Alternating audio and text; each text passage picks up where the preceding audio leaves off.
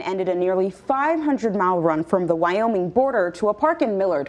Jody Seminole made the trek to raise awareness about the dangers of carbon monoxide. This week marks 1 year since her 19-year-old son, Cole Oban, died because of the silent killer along with 2 others. The reasoning? A car left on in the garage. KETV Newswatch 7's Abby Peterson has been on the story since the beginning. Navigating 365 days without her son, Cole Oban, has been an uphill battle for Jody Seminole, literally and figuratively. I can't believe it's been a year. It's been hard. On Thursday, she sat in a parking lot in Springfield with McDonald's cheeseburgers in hand, ready to get up and keep going once again. But this challenge involves nearly 500 miles. I will be happy to be done running.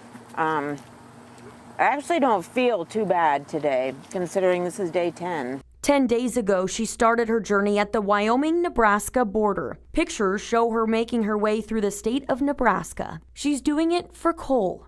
I've been spending a lot of time running alone, but not really alone, because he's with me.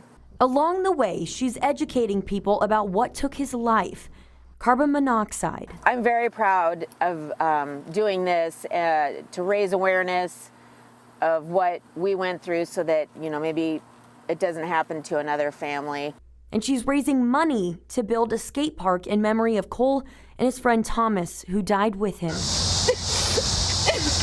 On Thursday night, she made it to her final destination, where they're hoping to build it, Timber Creek Park. It's where Cole spent a lot of time skateboarding and near the house where he died a year ago. Tears streamed down her face as she crossed the bridge, ending her nearly 500-mile running journey, knowing Cole will always be with her. He would be proud of what we're doing and what we want to do with the skate park. Abby Peterson, KETV Newswatch 7.